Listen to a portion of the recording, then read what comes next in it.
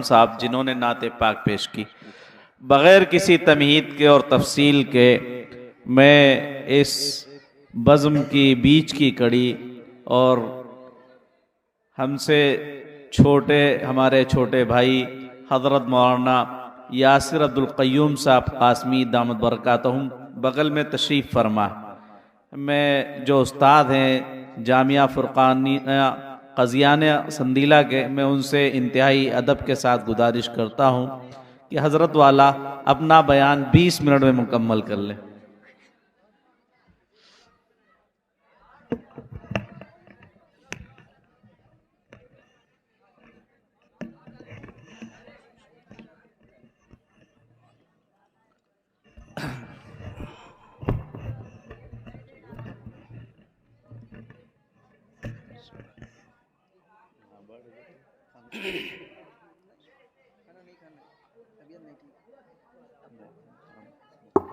الحمد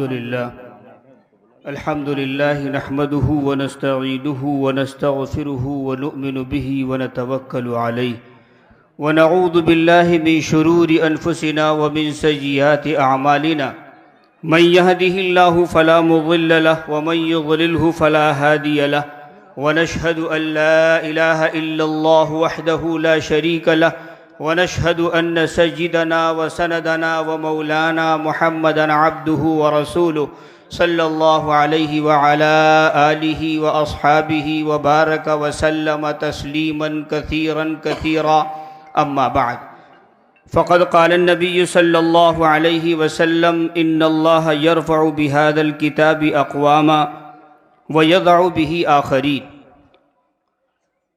او کما قال النبی صلی اللہ علیہ وسلم۔ محترم بزرگوں اور بھائیوں اور معزز سامعین، آج کا ہمارا یہاں اکٹھا ہونا اور اس جلسے کا انعقاد یہ انتہائی قابل مبارکباد ہے، اس کی نسبت بڑی اعلیٰ ہے۔ اس مدرسے میں یہاں کے پڑھنے والے نونہال بچوں نے قرآن مجید کے حفظ کی تکمیل کی ہے اور یہ سعادت حاصل کی ہے، یہ انتہائی خوشی کا موقع ہے۔ ہم آپ دنیا کی چیزوں کے ملنے پر خوشی کا اظہار کرتے ہیں، لیکن یہ وہ نعمت ہے جو بہت بڑی نعمت ہے، دنیا کی کوئی نعمت اس کا مقابلہ نہیں کر سکتی ہے۔ قرآن پاک میں اللہ رب العزت نے ارشاد فرمایا اپنے حبیب جناب محمد الرسول اللہ صلی اللہ علیہ وسلم کو خطاب کرتے ہوئے، قل بفضل اللہ وبرحمتہ، کہ یہ قرآن اللہ کا فضل ہے، اللہ کی مہربانی ہے، فبذالک فلیفرحوا، تو اس پر خوشیاں مناؤ کہ اللہ نے یہ قرآن تم کو دے دیا ہے، اور فرمایا کہ یہ اس مال سے بہتر ہے جس کو لوگ جمع کرتے ہیں، لہذا تمہیں فرحاں اور شاداں تو اس نعمت پر ہونا چاہیے۔ تو بہرحال یہ انتہائی قیمتی موقع ہے، اور آپ نے ابھی حضرت مولانا ہم سب کے بڑے، ہم سب کے مخدوم حضرت اقدس مولانا محمد یحییٰ صاحب نعمانی دامت برکاتہم کی بڑی قیمتی باتیں اور بہت قیمتی واعظ سماعت کیا۔ اللہ رب العزت نے اس قرآن مجید کی حفاظت کا وعدہ کیا ہے، فرمایا اِنَّا نَحْنُ نَزَّلْنَا الذِّكْرَ وَإِنَّا لَهُ لَحَافِظُونَ، اس قرآن کو ہم ہی نے نازل کیا ہے اور ہم ہی اس کی حفاظت کرنے والے ہیں۔ یہاں قابل غور بات یہ ہے کہ اللہ رب العزت نے اس آیت کریمہ کے اندر ذکر کا لفظ استعمال فرمایا ہے، قرآن کا لفظ استعمال نہیں فرمایا۔ اِنَّا نَحْنُ نَزَّلْنَا الْقُرْآنَ نہیں کہا، اِنَّا نَحْنُ نَزَّلْنَا الذِّكْرَ کہا ہے۔ یہ اشارہ ہے اس بات کی طرف کہ قرآن مجید کے نزول کا بنیادی اور سب سے بڑا سبب، سب سے بڑا مقصد اللہ کی یاد ہے، اللہ کا ذکر ہے۔ جب یہ اللہ کا ذکر ہے اس کا مقصد، تو قرآن مجید خاص سمجھ کر پڑھا جائے یا بغیر سمجھے پڑھا جائے، بہر صورت اس پر نیکی اور ثواب ملے گا۔ نبی پاک علیہ السلام نے ارشاد فرمایا، من قرأ حرفا من کتاب اللہ، جس نے اللہ کی کتاب کا ایک حرف پڑھا، فلہ بہ حسنہ، تو اس کے پڑھنے پر اس کو اس کے بدلے میں 1 نیکی ملے گی. اور آگے ارشاد فرمایا وَالْحَسَنَةُ بِعَشْرِ أَمْثَالِهَا، اور وہ 1 نیکی 10 نیکیوں کے برابر ہے. پھر آپ نے فرمایا لا اقول، میں یہ نہیں کہتا کہ الف لام میم حرفن، کہ الف لام میم یہ مکمل 1 حرف ہے، ولیکن الف حرف ولام حرف ومیم حرف. نبی پاک علیہ السلام فرماتے ہیں کہ الف 1 حرف ہے، لام 1 حرف ہے، میم 1 حرف ہے. مطلب یہ کہ اگر کسی نے الف لام میم کہا ہے تو اس پر اس کو 30 نیکیاں مل گئی. تو بہرحال چاہے سمجھ کر پڑھیں یا بغیر سمجھے پڑھیں، ثواب بہر صورت ملے گا. دوسرا مقصد، بڑا جو مقصد ہے، وہ مقصد ہے اس قرآن مجید سے ہدایت حاصل کرنا. شہر رمضان الذی انزل فیہ القرآن، رمضان کے مقدس مہینے میں اللہ رب العزت نے قرآن مجید کو گائیڈ بک بنا کر کے، رہنما بنا کر کے، قائد بنا کر کے اللہ رب العزت نے اس کو نازل فرمایا ہے، اتارا ہے. یہ لوگوں کے لیے ہدایت ہے. لیکن لوگوں کو ہدایت کب ملے گی؟ جب لوگ اس سے ہدایت حاصل کرنا چاہیں گے. اور اگر کوئی ہدایت حاصل نہ کرنا چاہے تو ظاہر سی بات ہے قرآن اس کو ہدایت نہیں کرتا ہے. یہ جو حضرات گیٹ پر کھڑے ہوئے ہیں، ادھر ادھر ٹہل رہے ہیں، ان سے مؤدبانہ درخواست ہے کہ ہم جس مقصد کے لیے آئے ہیں جلسے گاہ میں تشریف لے آئیں. بہت تھوڑی دیر ہم بیان کریں گے، اس کے بعد پھر ہمارے مہمان خصوصی حضرت اقدس مولانا امین الحق صاحب دامت برکاتہم کا خطاب ہوگا، جو کلیدی خطاب ہوگا. اس لیے تھوڑی دیر کے لیے ہمیں برداشت کر لیں، آپ تشریف لے آئیں. تو میں یہ عرض کر رہا تھا کہ جو ہدایت حاصل کرنا چاہے اس کے لیے ہدایت ہے، لیکن جو ہدایت حاصل نہ کرنا چاہے تو اس کو یہ قرآن ہدایت نہیں کرتا ہے. بلکہ قرآن مجید نے تو یہاں تک کہا ہے کہ لوگوں کا دل، اگر کسی کا دل سخت ہو جائے تو پھر پتھر بھی اس کے سامنے ہیچ ہو جاتا ہے. لو انزلنا هذا القرآن على جبل، کہ اگر اس قرآن کو ہم کسی پہاڑ پر اتارتے تو آپ 2 چیزیں دیکھتے. ایک چیز تو یہ کہ لرأیتہ خاشعا، کہ یہ لرز رہا ہوتا اللہ کی ہیبت سے، اللہ کے کلام کی ہیبت سے. متصدعا، اور یہ ریزہ ریزہ ہو جاتا، یعنی وہ پتھر بھی، پہاڑ بھی برداشت نہیں کر سکتا تھا.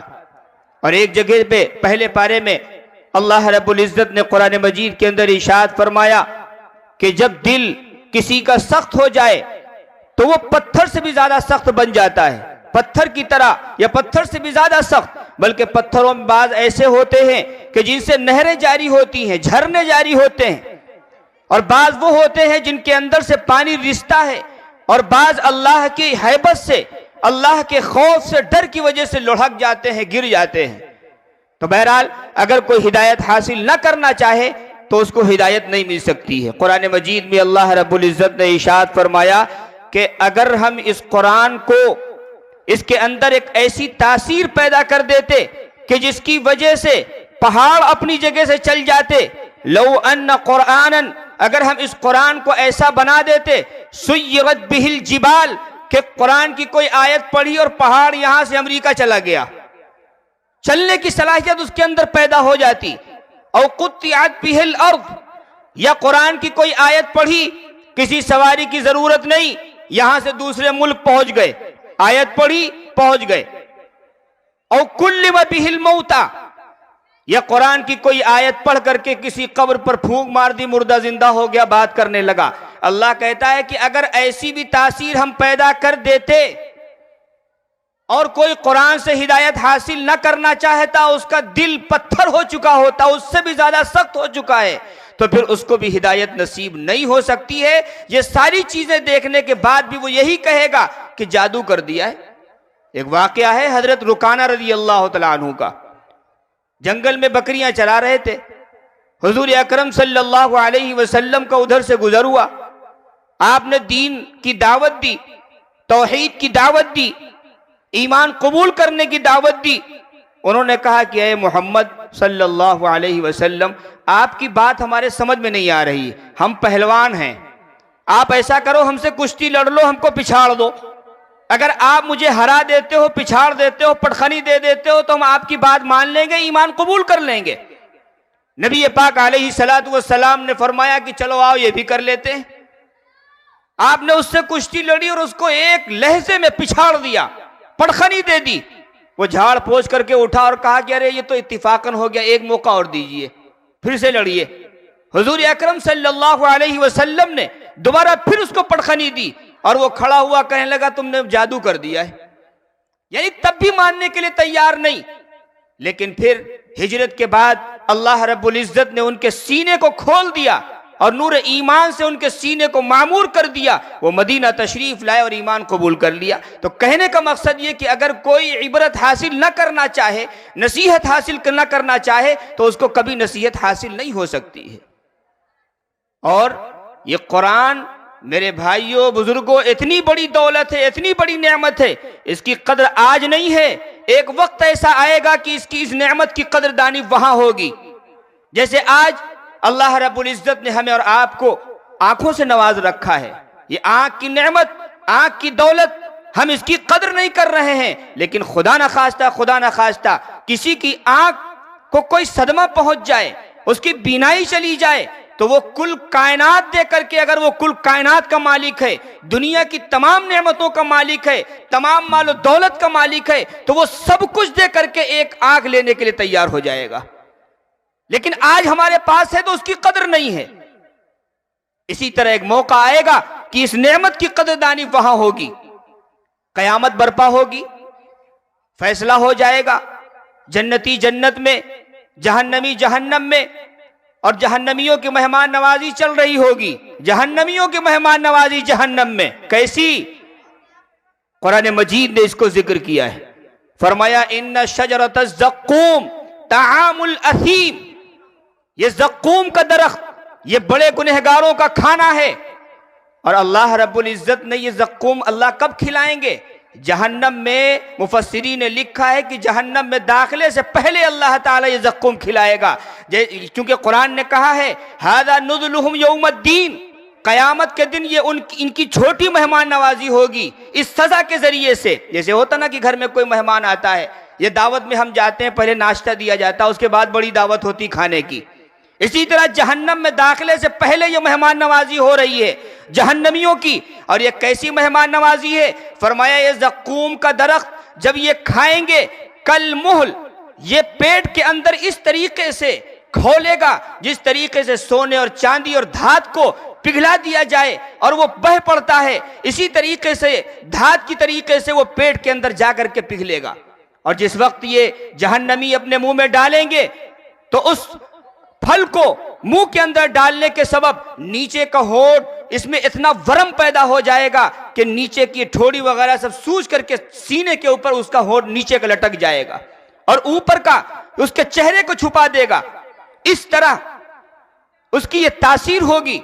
اور پھر جب یہ کھائیں گے پیٹ کے اندر جائے گا اور یہ دھات کی طرح بن جائے گا، اور اس کے بعد اللہ رب العزت ارشاد فرماتے ہیں قرآن مجید کے اندر کغلی الحمیم، یہ ہانڈی کے اندر پانی کے کھولنے کی طرح کھولے گا۔ اور یہ تو ایک منظر ہوا، دوسرا منظر یہ ہوگا کہ اللہ رب العزت فرمائیں گے خذوہ، اس کو پکڑو، فاعتلوہ الی سواء الجحیم، اور اس کو زبردست طریقے سے کھینچ کر کے جہنم کے بیچ میں لے جاؤ۔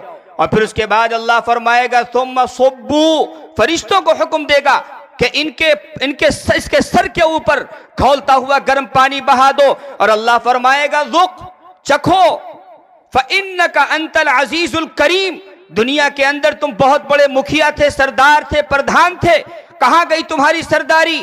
آج اگر تم اپنے آپ کو عذاب سے چھڑا سکتے ہو تو چھڑا لو۔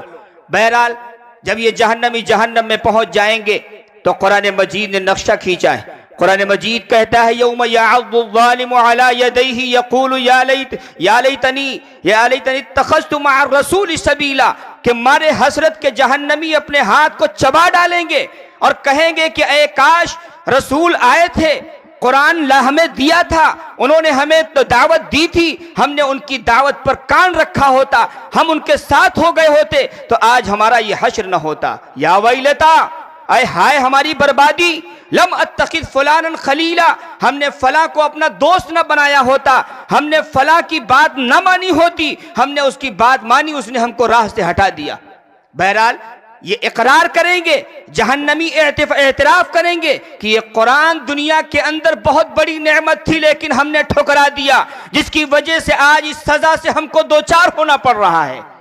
اسی طرح روایت میں ہے، قرآن کی آیات میں ہے کہ جب جنتی جنت میں چلے جائیں گے، وہاں مجلسیں لگیں گی، آپس میں گفتگو ہوگی، متقابلین آمنے سامنے بیٹھے ہوئے ہوں گے، اس وقت آپس میں گفتگو کر رہے ہوں گے، ایک دوسرے سے کہہ رہے ہوں گے الحمدللہ الذی ہدانا لہذا وما کننا لنہتدی لولا ان ہدانا اللہ، تمام تعریفیں اس اللہ کے لیے جس نے ہمیں جنت کا راستہ دکھا دیا۔ اگر اللہ ہمیں یہ جنت کا راستہ نہ دکھاتا، اگر ہمارے پاس اللہ رسول کو نہ بھیجتا، قرآن نازل نہ کرتا، تو ہم اپنی عقل سے سمجھ سے کبھی بھی جنت کے راستے پر پڑنے والے نہیں تھے۔ اور وہ یہ اقرار کریں گے لَقَدْ جَاءَتْ رُسُلُ رَبِّنَا بِالْحَقِّ، پیغمبر جو بھی لے کر آئے تھے وہ بالکل برحق تھا۔ تو قرآن کی نعمت کا اعتراف جنتی جنت میں کر رہے ہیں اور جہنمی جہنم کے اندر کر رہے ہیں۔ بہرحال یہ قرآن بہت بڑی نعمت ہے۔ چونکہ ہمارے مہمان خصوصی تشریف لا چکے ہیں، آج کے ہمارے اس جلسے کا دوسرا جو عنوان ہے وہ عظمت صحابہ ہے۔ صحابہ کرام اس امت کے جو سب سے اولین ہیں اور تمام جو بھی اللہ رب العزت نے بشارتیں دی ہیں ان کے سب سے اول اور سب سے پہلے مستحق ہیں۔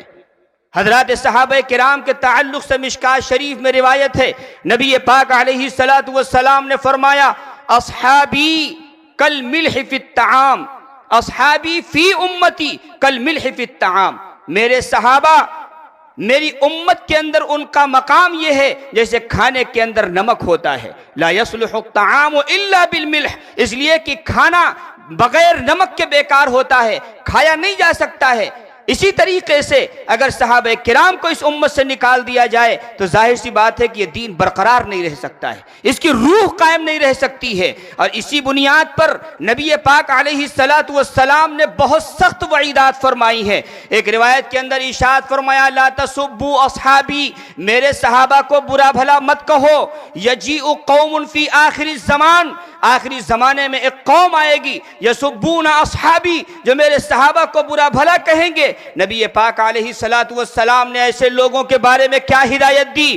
ارشاد فرمایا کہ وَلَا تُصَلُّوا عَلَيْهِمْ، وہ مر جائیں تو ان کی نماز جنازہ میں شریک مت ہونا۔ جو صحابہ کو برا بھلا کہے اس کی نماز جنازہ میں شرکت مت کرنا۔ وَلَا تُصَلُّوا مَعْهُمْ، ان کے ساتھ نماز مت پڑھنا۔ اور اسی طرح فرمایا وَإِن مَرِضُوا فَلَا تَعُودُوهُمْ، اگر وہ مریض ہو جائیں، بیمار پڑ جائیں تو ان کی عیادت مت کرنا۔ اور ایک روایت میں تو فرمایا وَلَا تُجَالِسُوهُمْ، ان کے ساتھ اٹھو بیٹھو نہیں۔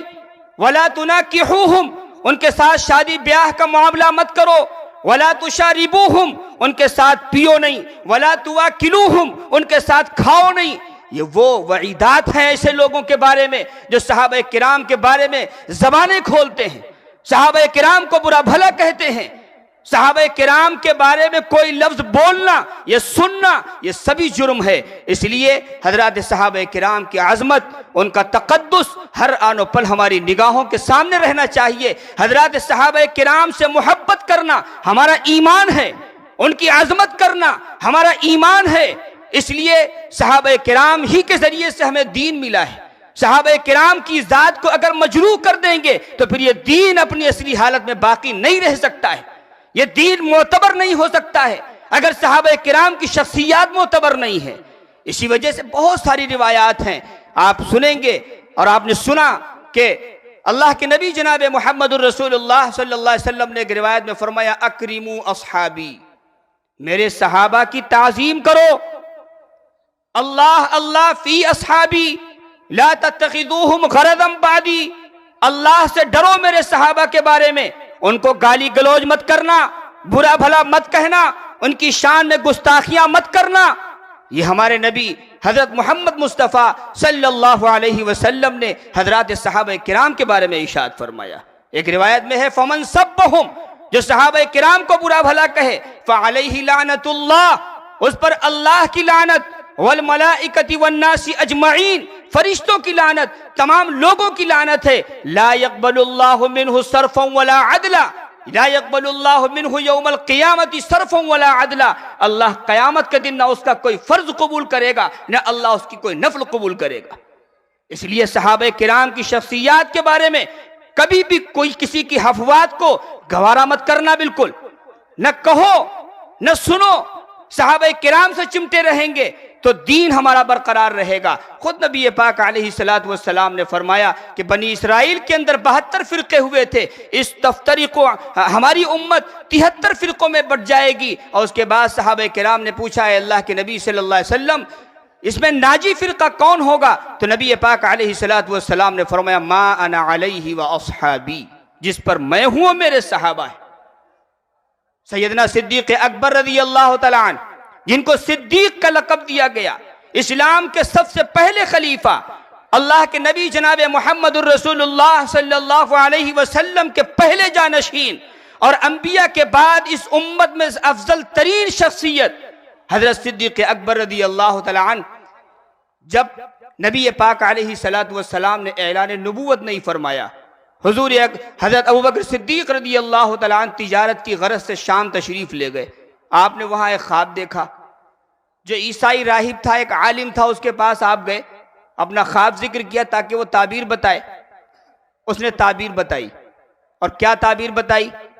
کہ تمہارے زمانے میں ایک نبی مکے کے اندر آئیں گے، آ چکے ہیں یا آئیں گے، انت تکون وزیرہ فی حیاتی، آپ ان کی زندگی میں ان کے وزیر ہوں گے، وخلیفتہ فی بعد مماتی، اور ان کی وفات کے بعد آپ ان کے جانشین اور خلیفہ بنیں گے۔ آپ واپس آئے، مکے تشریف لائے۔ جب آپ مکے آ گئے تو یہاں اعلان کر چکے تھے حضور اکرم صلی اللہ علیہ وسلم، اعلان نبوت فرما چکے ہیں۔ اچھا، حضرت ابوبکر صدیق رضی اللہ تعالیٰ عنہ کی دوستی پہلے سے تھی۔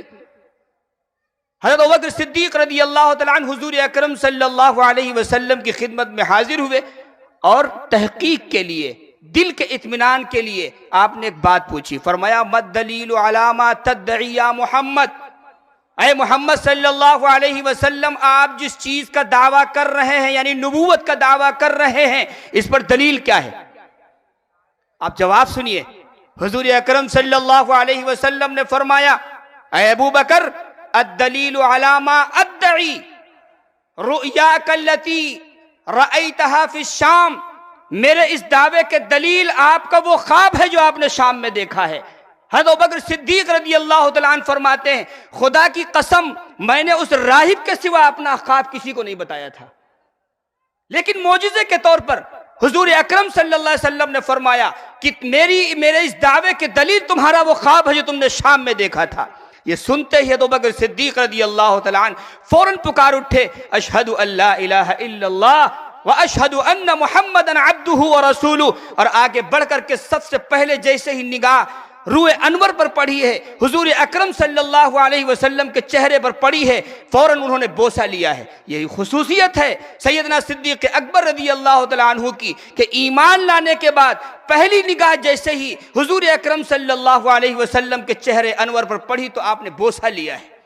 اور جس وقت حضور کا انتقال ہو گیا ہے تو آخری وقت بھی حضور کے سر کا بوسہ لیا ہے۔ یہ خصوصیت ہے سیدنا ابوبکر صدیق رضی اللہ تعالیٰ عنہ کی۔ حضرت عمر فاروق رضی اللہ تعالیٰ عنہ، جن کا اس امت میں دوسرے نمبر پر سب سے افضل ہے، دوسرا نمبر ہے انبیاء کے بعد۔ سیدنا، صرف ایک واقعہ ذکر کر کے میں اپنی بات ختم کرتا ہوں۔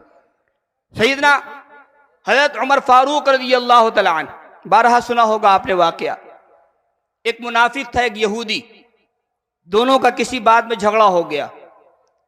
منافق کہتا ہے کہ ہم کعب ابن اشرف سے، جو یہودی تھا، کعب ابن اشرف جو یہودی تھا، یہودیوں کا سردار تھا، وہ منافق کہتا ہے ان کے پاس چلو، ان سے فیصلہ کرائیں گے۔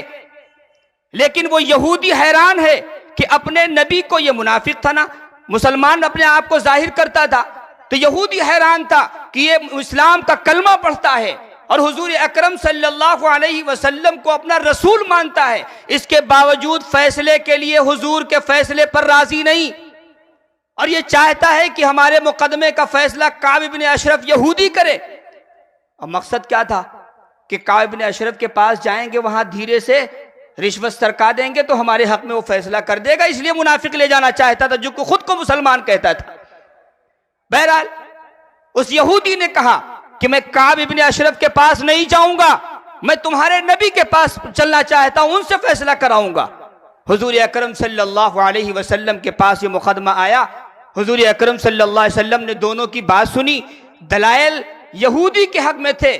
فقضى رسول اللہ صلی اللہ علیہ وسلم للیہودی، حضور اکرم صلی اللہ علیہ وسلم نے یہودی کے لیے فیصلہ کر دیا۔ اب یہ منافق کہتا ہے کہ ہم نے تمہاری بات مانی، حضور سے فیصلہ کرایا، اب تم ہماری ایک بات مانو اور چلو عمر کے پاس چلتے ہیں، وہاں فیصلہ کرائیں گے۔ اب وہ پھر حیران ہو رہا ہے یہودی کہ اپنے نبی کا فیصلہ نہیں مانتا، اور اس کا منشا یہ تھا کہ حضرت عمر رضی اللہ تعالیٰ عنہ جلالی قسم کے آدمی ہیں، جب ان کے سامنے ایک مسلمان کا مقدمہ جائے گا تو وہ ہمارے حق میں فیصلہ کر دیں گے، یہ منافق تھا۔ بہرحال حضرت عمر رضی اللہ تعالیٰ عنہ کے پاس مقدمہ پہنچا، حضرت عمر فاروق رضی اللہ تعالیٰ عنہ نے دونوں کی بات سنی۔ جب بات مکمل ہو گئی تو یہودی نے ایک بات کہہ دی کہ فَقَضَى لَنَا رَسُولُ اللَّهِ صلی اللہ علیہ وسلم فَلَمْ يَرْضَ بِقَضَائِهِ، اللہ کے رسول صلی اللہ علیہ وسلم ہمارے حق میں فیصلہ کر چکے ہیں، لیکن یہ خود کو مسلمان کہنے والا اپنے نبی کے فیصلے پر راضی نہیں ہوا۔ حضرت عمر رضی اللہ تعالیٰ عنہ فرماتے ہیں اچھا یہ بات ہے، اندر تشریف لے گئے، تلوار لے کر آئے اور اس کی گردن اڑا دی، بلکہ اس سے پہلے تفتیش کے لیے پوچھا، اس سے کہا کیا معاملہ ھذا الامر کذالک، کیا معاملہ ایسا ہی ہے جیسے یہودی کہہ رہا ہے؟ اس منافق نے کہا نعم، جی ہاں معاملہ ایسا ہی ہے۔